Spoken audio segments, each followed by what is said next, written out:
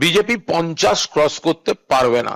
তৃণমূল 235+, সেটা কতই গিয়ে দাঁড়াবে সেটা পরে বলা যাবে। আর একটা বিষয়, হঠাৎ আপনারা কিছু কিছু মিডিয়ায় এটা ভয়ঙ্কর শান্তিপূর্ণ ভোট হয়েছে, এটা নাকি নজিরবিহীন।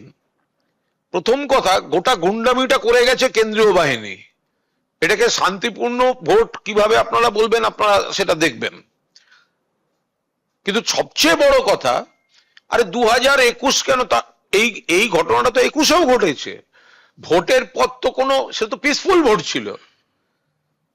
ভোটের পর তো বলছিল আব কি বার 200 পার। ওরা কাঁদতে কবে শুরু করলো, অভিযোগ কবে এলো? কাউন্টিং এর পর, হেরে যাওয়ার পর।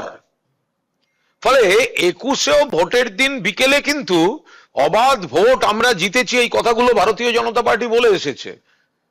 ভারতীয় জনতা পার্টির আর্তনাদ শুরু হয়েছে, অভিযোগ শুরু হয়েছে কাউন্টিং এর পর, হেরে যাওয়ার পর। ফলে শান্তি, তৃণমূল কংগ্রেস তো শান্তি, বারবার আমরা আপনাদের বলে এসেছি যে আমরা তো শান্তি রেখেই ভোট করতে চাই। মমতা বন্দ্যোপাধ্যায়ের নেতৃত্বে উন্নয়ন হয়েছে। মানুষ দুটো কারণে ভোট দিলেন এবার তৃণমূল কংগ্রেসকে। একটা হচ্ছে মমতা বন্দ্যোপাধ্যায়ের নেতৃত্বে উন্নয়ন, আর দুই হচ্ছে বিজেপির বঙ্গ বিরোধী সার্বিক নীতিটা। টাকা আটকানো থেকে বৈধ ভোটারের নাম কাটা পর্যন্ত, বাংলাকে অপমান করা, বাংলার মান সম্মান, বাংলার অধিকারকে নিয়ে ছেলে খেলা করা।